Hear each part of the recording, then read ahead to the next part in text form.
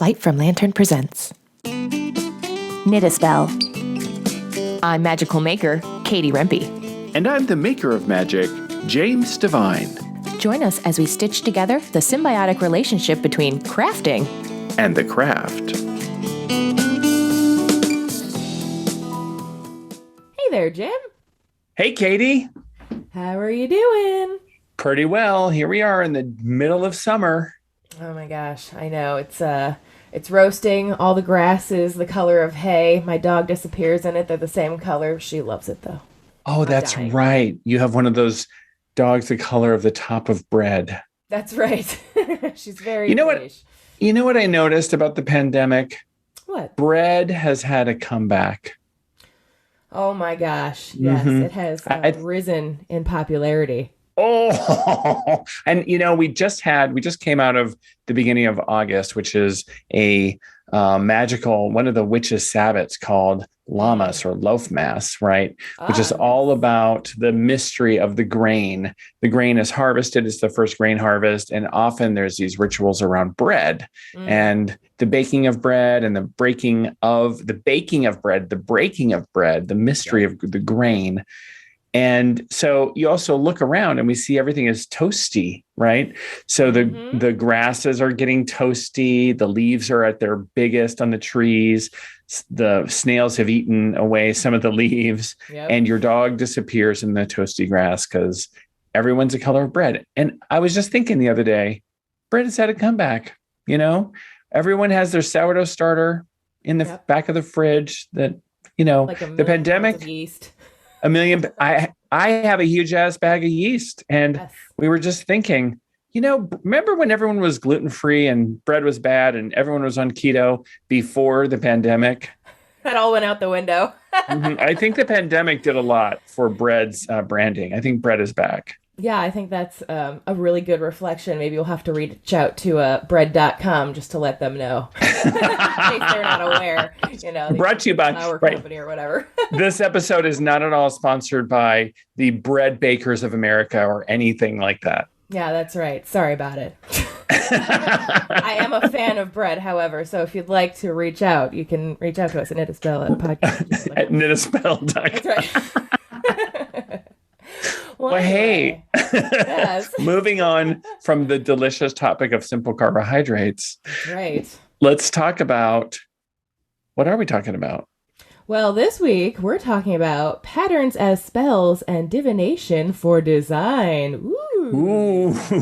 That's right. Actually, before we get into it, recipes themselves, I have always thought, are spells. So it's kind of appropriate that we would start there and then lead into how it's also sort of similar, I think, to knitting patterns. But and divination, divination, like, will my bread rise? Like that is, will the yeast, and the patterns of that. So those are really connected. When we were talking about this, we really think about how spells and divination are really connected, and we can see that correlation between those two things. So this week, spells and divination, patterns and design, and how those connect. Okay, this is exciting. Wonderful. All right, so let's start with patterns and spells. Let's do it.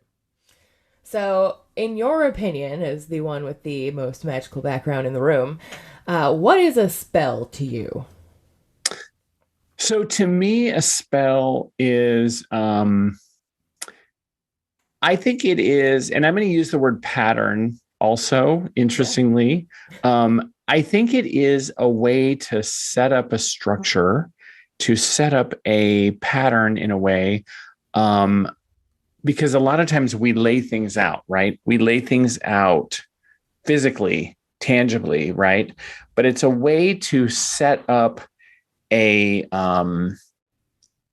visualization or a pattern in our mind to focus our intent or our will to shift the probability of something happening, right? Oh, okay. So let's say I want to create a spell for healing. Let's say a friend of mine was in a bicycle accident and is, broke a rib, right? And I want that friend of mine, I want her to heal, and I want to help her heal, right? And so I might do a spell with magical herbs, and I might infuse some tea with magical and edible, obviously, and really nourishing herbs, or I might make her some chicken soup, and in that soup I might actually add some nourishing herbs like garlic and some basil and some love that I'm putting in there, and I'm using a pattern of a spiral or a positive sign in the soup, and then bringing it over to her to have her eat with the love and the healing and all the things that I put into that soup to help her heal, right? So that could be seen as a spell. I could pray. I could do a prayer or incantation or a petition to a saint or to deity, and that could be seen as a spell in that way, right? And so there are patterns that are asking for, or that are focusing intent, will, and magical energy towards an outcome. And so in this case, the example was healing, but it could certainly be for anything that we desire. So let's talk about patterns. So describe, I'm not really familiar with patterns. I thought people just knit and sort of okay, I'm just going to knit until I have it's sort of magic to me because I don't know how it right. works how it so much, works even though I've started. You just knit either around in a circle, and then it ends up being a tube, or in a line, and then it ends up being a scarf. And I guess you just do those. But then I realized, there are patterns, but I look at those patterns and they just look like, those old dot matrix printers that print out a bunch of garbage that on their test sheets. Yep. That's what those look like to me. And I'm like, I see the ones Richard is doing for his crochet work, my husband. And I'm like, I don't understand how to read that. So what is a pattern? So for knitting, you make a great point. You could just be very basic about it. And if you only knew how to cast on and knit until you finish, as long as you want. Which is me, for the record. That's great. You all have to start somewhere. That gives you a little intro of what you're doing. So it's not completely, a foreign language, at least at that point. But the pattern helps it go from being something that is just sort of the default to being extra. So, instead of it being just a circular tube that maybe becomes a cowl, maybe you end up doing increases in certain areas over a certain amount of time that ends up growing 2 sleeves from it also, and the body. And then you take off those and start working those separately. So it's very organic in that way. But if you don't know the roadmap of how to get there, which is the pattern, then you could probably, somebody figured it out, but by following the pattern, you can do it more precisely and a lot faster. And in theory, this person has done it before, so you can trust them. So without having to rip it out and knit it again and rip it out and knit it again to figure it out. Right. Yeah. That's the designer's job. Yeah. Many people have ripped it out and knit it again. That's right. So that it's a joy for us, the designers. So that you, dear maker, don't have to do that. Exactly. Or only have to do that when you didn't follow the pattern. Yeah. So in its more basic sense, that's the knitting pattern. It's directions on how to make exactly what is pictured there. Right. And the directions how to do it. So like you said, if you don't know what it is, it does look like a total foreign language. Yeah. Well, it's true with magic spells too.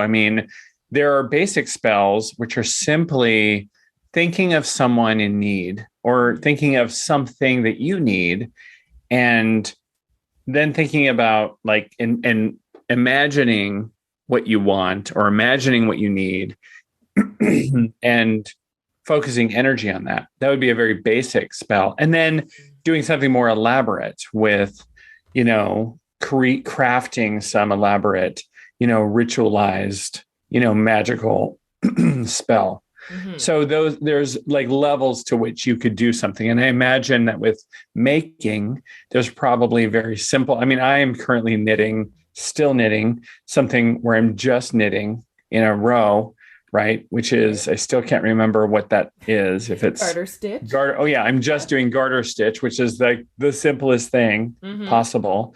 And then I think you're knitting something rather elaborate, which has all kinds of different types of stitches and yarn overs and then changes in color and changes in yarn and things like that. That creates a much more elaborate, design. So it's the same with any kind of spell that we would do. You could do that. Yes. I mean, and that's how I feel about magic. Exactly. For me, it's a little overwhelming, the amount that I don't know, but for the knitting aspect, it's a lot. You have to keep reminding me to explain things, to our listeners, because for me, it's just, oh, you don't know, but I know. So that right. I mean, I can say the word yarn over, but I still don't know. I have no idea what it is, except I think Chiron. I'm like, that it's a thing. It's a thing. Chiron is a thing. What it is. Yeah, it's this asteroid that is our wounded healer, and it means something in my chart. What is it again? Right. See? I mean, but you already know way more than me. Because Chiron has taught me a lot of lessons. And so when we do our astrology episode, we'll get into it. Well, very good. All right. So I look forward to that one. But I mean, so think of it this way.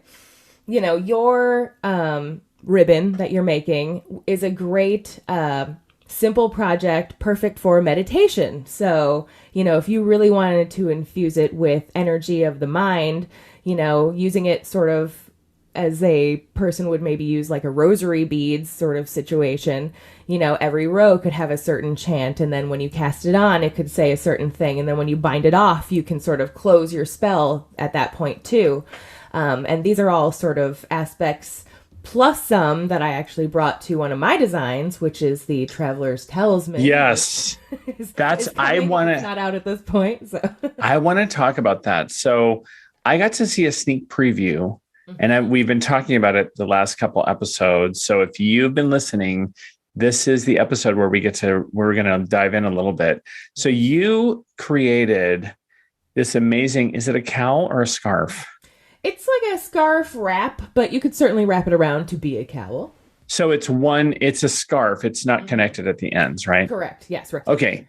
So it's a scarf and it's called the Traveler's Talisman. So let's start by just talking about what was its original intent. So I'm going to talk about the Traveler's Talisman from a magical perspective first. Is that okay? Please. So when you do a spell, the first thing that I recommend is crystallize the vision. And this is inspired by a really brilliant man in the Pacific Northwest named Black Sun. And he talks about when you do ritual, when you do spells, crystallize your vision. What is it? What is the transformation? What is the intent? What is the purpose of your spell or your ritual? Crystallize that purpose, crystallize that vision, and understand what is this going to do for you. So I want to ask you, you did a lot of thinking about what this is for, what its intent is, and you got real clear on it. What is the crystallized type of vision, intent, purpose of the Traveler's Talisman? What is it for? So specifically for me, it was a project that I designed during Mercury retrograde, where I wanted something that, whether I was working on it at the time or wearing it, I could have something on me to be the barrier between myself and the world. And so I wanted it to be almost like my cloak of invisibility with a little bit of luck. So that was it. I wanted invisibility plus luck. Okay, so this is a really powerful example of a crystallized vision that you had in your mind. So it's almost like a shield, like you created a magical shield and you infused it with two words, invisibility or shield and protect. I really heard it more as protection, but you wanted that protection to be in the form of invisibility and luck. Yes. So this is really fantastic, right? Now, there are certain times when invisibility can work against you, like when you're driving a car. Right. You do not want to be traveling And when you're driving, you do not want to be invisible, because that's when the semi truck will not see you and pull and run over you, right? Yes. You do not want to be invisible when you need help or when you are in a crowd and people crush you out when they're moving from gate, when the flight moves from gate N17 to gate C4, right? Yes. And the crowd moves onto the, down escalator, and you're only 5'4" and you need to get, Yes. right. Yes, So that's true. when you'll want to put that traveler's talisman into your handbag and be like, I'm here, get out of my way. That's right. Yes, exactly. Yeah. So- my invisibility was for bad luck specifically, but generally that's a great tip. Like we said, we've knitted these magic spells before. Yes. So word to the wise from some experience. These are things to know. So, but you've knitted this with this intent, right? Yes. Invisibility as a form of protection and luck. Yes. Fabulous example. And that means you're going to use it in these ways. So how did you incorporate what sort of tools, what sort of things did you do to bring invisibility into and luck into this talisman? So in particular, I concentrated on some color magic. So I did 2 shades of gray, and then one. And the gray represented The invisibility, or sort of like, overlooking, things going by me, just that neutrality. Fade into the background of the walls and the concrete of the sidewalk, and become so much camouflage. Yes. And then the green was obviously for the luck. So bad luck passing me by and good luck finding me. So awesome. yes. And then I also used some stitch patterns that I was thinking were pretty symbolic. So I have stripes in it, which are gray and green. And then the green areas are these garter ridges. So in those areas, those are sort of like seen as my lucky breaks. Those times where you're like, oh, well, that was sure lucky, or oof, that really worked out for me. And since I was doing a lot of traveling during Mercury retrograde, which is why I inspired this whole thing, I was like, wouldn't it be nice to have a little luck on my side in a time that's not normally seen as so lucky? So, so that was taken into consideration. And then I also have a section in the center that's the lighter gray, that's all this eyelet net, with the idea that, again, sort of like the badness would sieve through and then it would catch like a net any of the good things. So bad things are small, they go through anyway. Big things are good, you catch them. So I love it. So you have this little net in the middle that allows what is for you to come through. Allows that is not for you to go through, and keeps what's for you there. And I think that's just absolutely brilliant. And here's what's also great. It's a beautiful piece. It's a beautiful design. Like when you look at it, it's actually really gorgeous as a piece. Okay. I'm totally inspired. I hope you who are listening are inspired by this. Is this available to people? Can I knit the Traveler's Talisman if I want to? Well, if it's not available at the time that this episode is released, then you can at least sign up for my newsletter at lightfromlantern.com, and when it is, you'll be the first to know, and you might even get a nice little exclusive discount. What? Okay, well, that's exciting. So that's awesome. So, if not now, then soon. So I'm working on it. Don't worry, guys. I love this. I think this is a great example of how to bring spells and making together. And this can work not just with knitting. Obviously, you can crochet a really beautiful, my husband's working on a gorgeous green pineapple, a pineapple stitch crocheted shawl that I think is a perfect example of something that can, really hold a lot of magical intent. I think you can weave something that's like weaving a rug or a mat or something that is protective or that has these sort of things in it. I can see this work for any kind of making. Yep. Even cooking, which we were just talking about earlier. Absolutely. So, yeah. If fantastic. you have any ideas, let us know. Yeah. Well, I think we should take a little break. And when we come back, let's talk about divination and design. Wonderful. We'll do it. We'll see you right back here in just a minute. Katie, Jim. I've been hearing a lot lately from people how I'm so much more than a palm reader. So I'm cooking something up and I'm going to launch something kind of amazing. Wait a minute. Are you keeping secrets from me? Yes. And if you want to know more about it, the first place I'm going to start talking about It's probably your Instagram, right? No, actually, that's the last place. It's going to be my email list. Oh, of course. I always try to give a little gift with my emails. It's a little modern mudra they can use, a little free download they can download, a meditation. I want people to subscribe to my email list so that they get this announcement later this year with my thing that I'm making. Oh my gosh. Well, you heard it here first. Don't miss out on this awesome upcoming announcement, which you can find on Jim's email list. Hey, Jim, how can people go ahead and sign up for that email list? Go to thedivinehand.com and hit subscribe at the top in the navigation bar. It's just that easy. All right, everybody, no excuses. Get on it.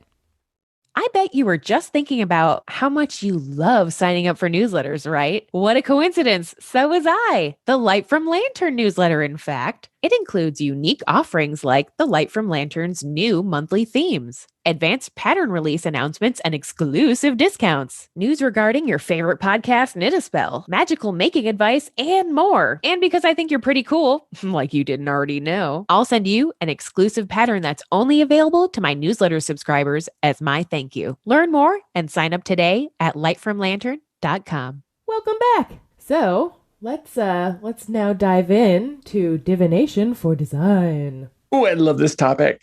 Me too. Duh. Of course. Of course you Of course. I knew you would.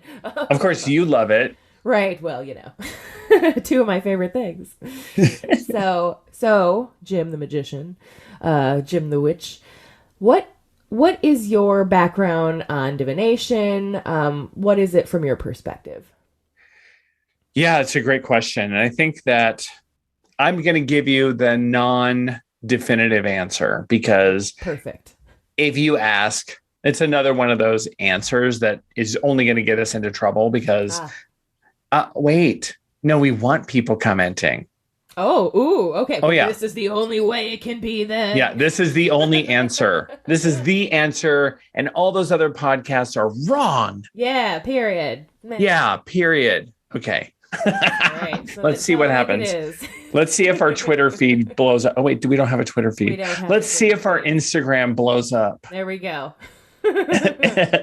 So divination is... Yes. Oh, that feels so uncomfortable.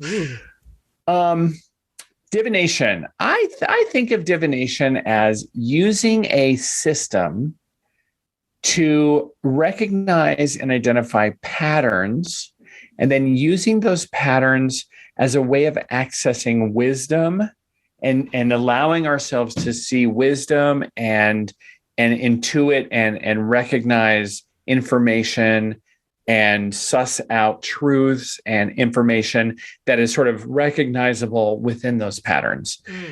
To me, divination is, for some people, they're real clear that like it has nothing to do with like our psychology, or it is really distinct from anything sort of like scientific, and it's purely metaphysical and magical.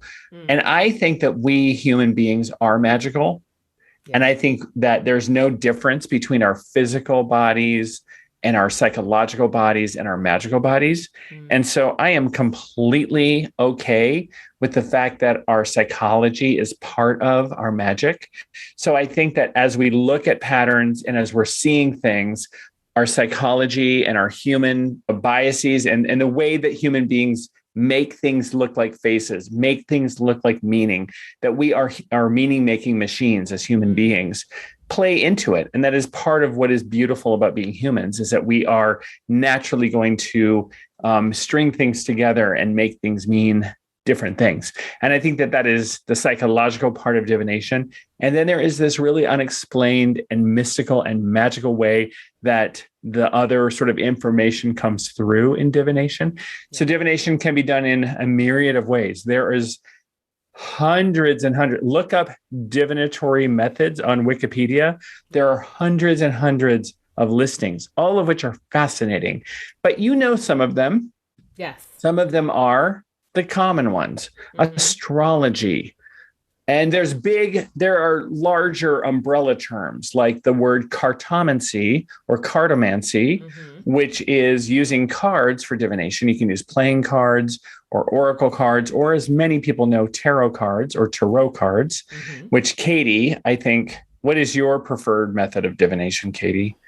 Yeah, I actually do like tarot cards a lot. And I've also been dabbling with like a muscle response kind of divination sort of. Ooh, muscle response. Yeah. You want to describe that?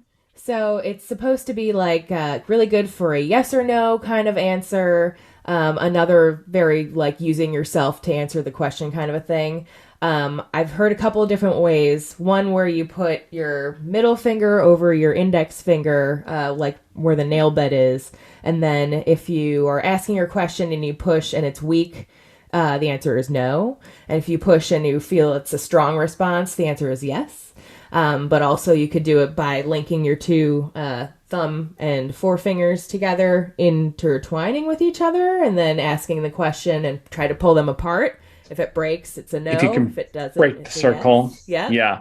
There's another muscle response where you hold an object in your hand, like a crystal or a food or something. And if the crystal, food, or herb is bane to you, which is negative for you, and you hold your arm straight out, someone can push your arm down. Someone can push your arm down. That means it's not for you. And if someone can't, if it's a strong response and they can't push your arm down easily, then it's boon to you or it's good for you, right? And so that's another way that I've seen muscle response happening is whether you have whether this item or this food or this thing is a strong response or a weak response for you is another way to do muscle testing. So that's another very common thing. So I love that you're into that. And I've never heard about the hand one. That's really cool. So if you're watching, you can watch these episodes on YouTube or on Instagram, and you can see Katie do the example of holding your finger, your index finger, your middle finger against the nail bed of your index finger, or the linking your index and thumb in a little chain, and then seeing if you could pull them apart or not. So check out the video to see that. So there's lots of other divinatory practices. There's pendulums. There's spirit boards or talking boards. There's reading Runes. there's runes, casting Palmistry. runes or rocks. There's reading parts of the body. You can read the shape of any part of the body can be read. You can read feet. You can read lips. You can read the irises of the eye. You can read the shape of the head. And of course, you can read people's palms, which is what I'm known to do. Good. Probably my main sort of thing. Although I've recently been getting into astrology and as you've seen on Instagram, I've recently also been getting into tarot, and that's been a lot of fun. And we've been doing some cool stuff. So, yes. And there's just like a zillion other things. I mean, even like we were talking about earlier, the way the bread might bake or the way your candle burns down from your spell. I mean, the way the wax melts. Anything. Yes. You can pour wax into water. The way the wax spreads out and freezes in the water, you can lift that out and read that.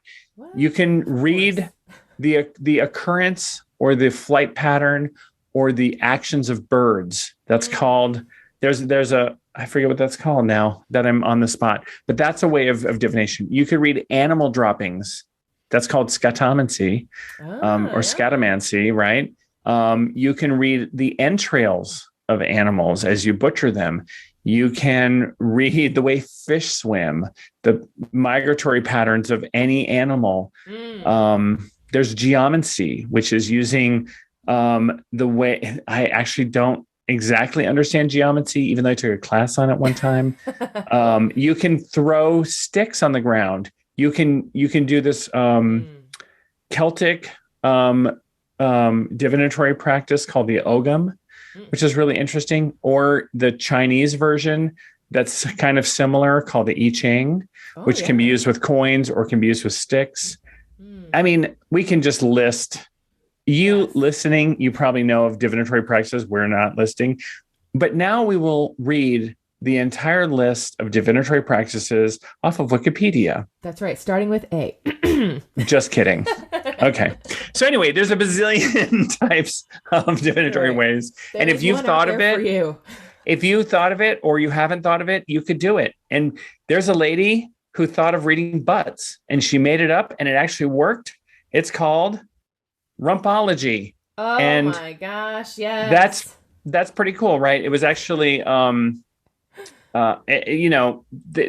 is a whole practice that has come out of that one lady that made it up. So how do we use divination in everyday life? Mm-hmm. How do we assist design work? So this was the question we were asking each other. So Katie, did you use any divination when you were making your traveler's talisman? Did divination play a role in that at all? So I usually do a tarot card reading for every project that I start. Yeah, I know.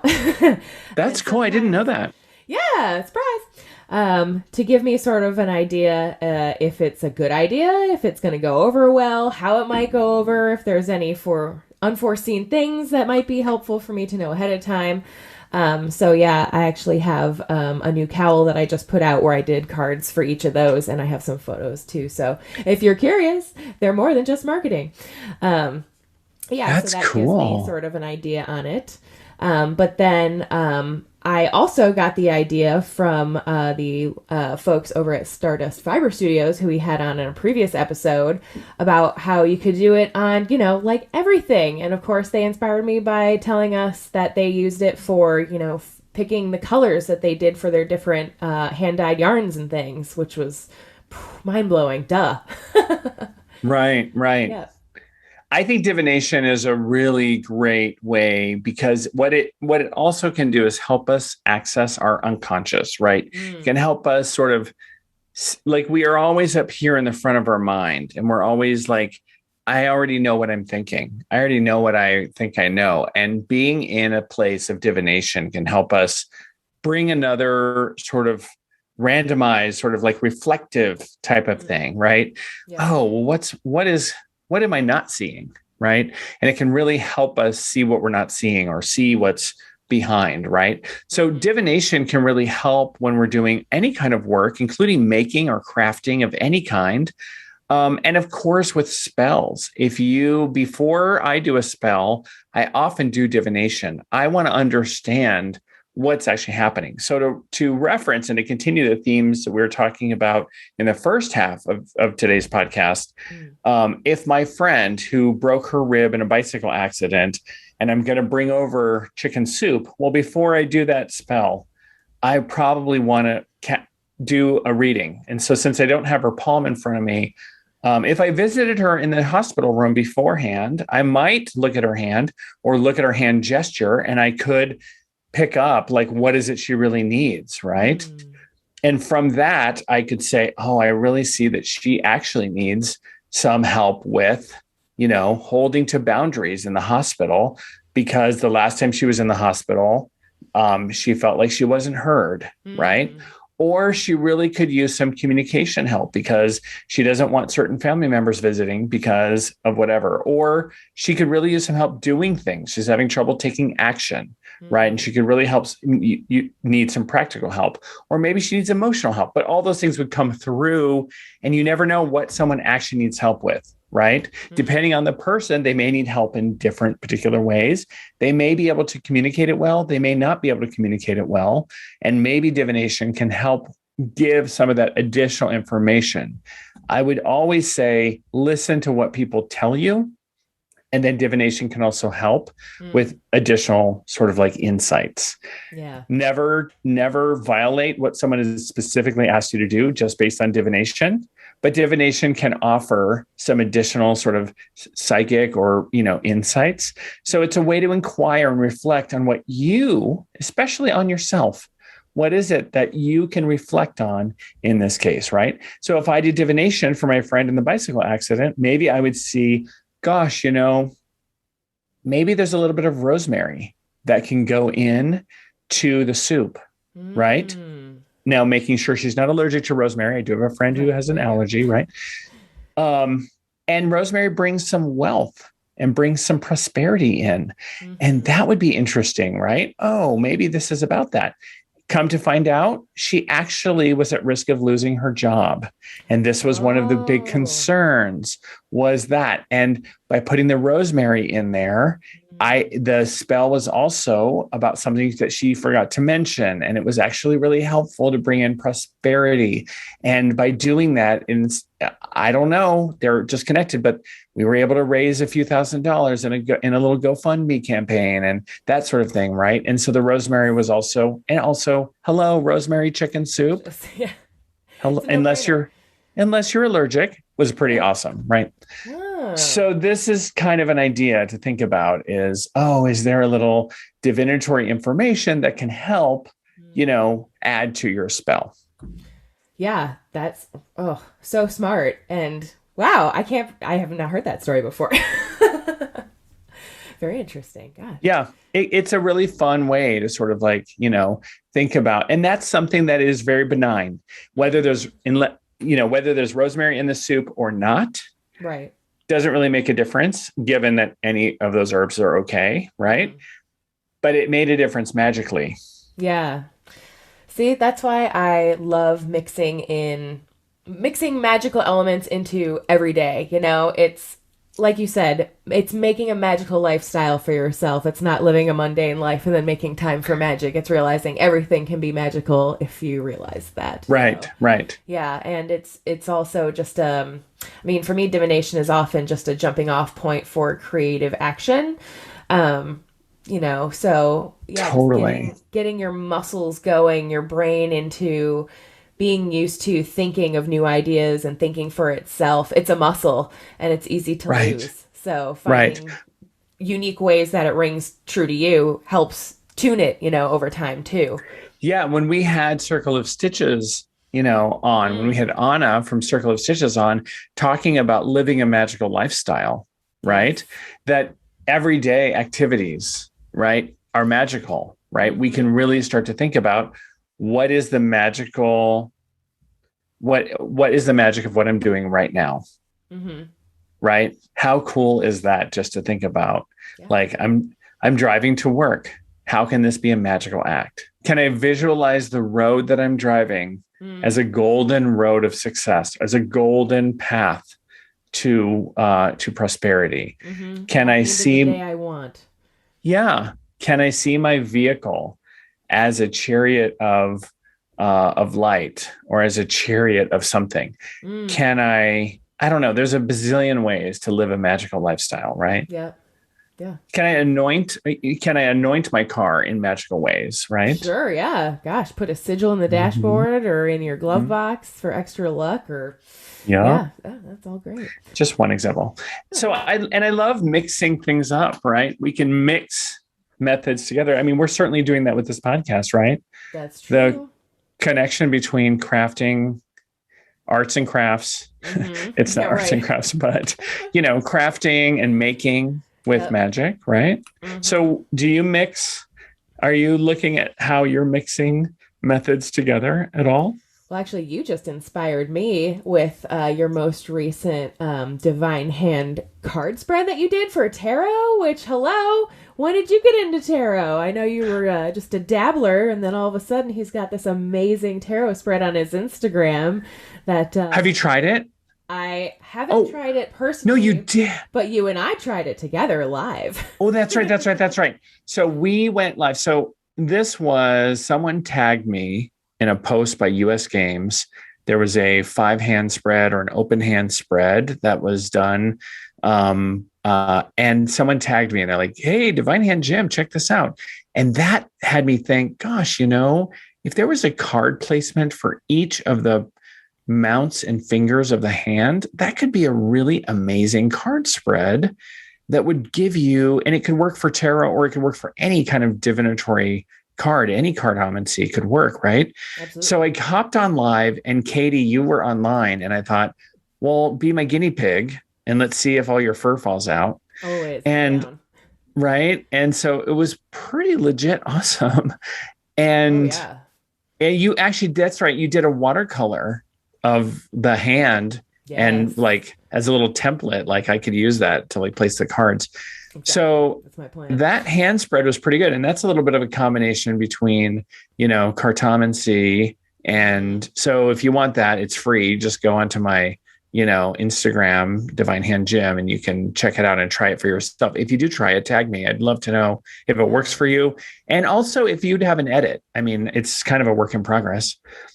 The other place, and you've taken the Palmistry Tarot mashup. Have you watched that, Katie? Yes. Oh my gosh. So good. Extremely insightful, actually. Even as someone who So had been did that using change? cards. So you're, as a tarot reader, how would you describe the Palmistry Tarot mashup? Like what is it for people? Well, my biggest takeaway was how I was not paying attention to the hand placements at all in this imagery in the tarot cards, which are so full of useful information that I had no idea. And that's the whole class is you and Madame Pamita, right? Just dissecting, like all the court cards and all the really unique hand gestures that you can find in this deck, and how much more information it opens up for you to be able to divine from it is extremely useful. So that's a way to also bring together two methods of divination, tarot and palmistry, and look at how the hand gestures in the Rider-Waite-Smith tarot deck are giving secret information. And it's really mind-blowing to look at that. Like the aces, especially at the end, is like shocking. It's so like your head will explode with like amazement at how those are connected. And so anyway, so that is a course that I offer online to anyone. So you can find that again. But those are ways that like divination and the different methods come together. So I mean, we kind of skipped over a lot of the design stuff, but I think that when we're designing spells, when we're designing what we're making, you can bring divination in to help us design both our spells, what we're making, and get that insight we need to think about, where is this going? Where could this be headed? Can I add some rosemary to this? Maybe it needs some turmeric, because what does turmeric bring in? Something else. Maybe this needs some open hand network in the middle to sort of catch my luck and let what isn't for me sift through. Yep. Maybe it needs some different colors. What is really here for me, right? Yes. What an amazing way to use divination to help us with our design. I know. I'm sure we'll just figure out more ways as we go. So, and if you, our listeners and watchers, have any feedback, we always love hearing from you. Feel free to drop us an email at knitaspellpodcast@gmail.com, or you can always visit knitaspell.com or check us out on our Instagram at knitaspell. You need to find out how to knit the Traveler's Talisman and all the other cool stuff that Katie is cooking up in her knitting kitchen. So subscribe to her newsletter at lightfromlantern.com. Follow her on Instagram at lightfromlantern. Do not miss out on the amazing and magical and brilliant Katie Rempe. Check her out. Oh, well, I appreciate that. Make sure to follow Jim at Divine Hand Jim on Instagram. And also you can find his tarot mashup class at thedivinehand.com. And also, what is this I see about you maybe teaching at an upcoming conference? What? Oh, yeah. The Astromagia conference is coming up in September. It's an online conference with a ton of really amazing speakers. It's going to be very academic, very cool. I highly recommend it for everybody. And I'm teaching the planetary power in the palm, the modern mudras. So I highly recommend people check that out. So find that again on my website or at astromagia.org. Wonderful. All right. Well, as always, Jim, it has been an absolute pleasure, and I look forward to next week. Me too. See you all soon. All right. See you later, everybody. This episode is a wrap. If you enjoyed what you heard, go ahead and follow us on your favorite podcast streaming app. And don't forget, you can see full video episodes of Knit a Spell on Light from Lantern's YouTube channel.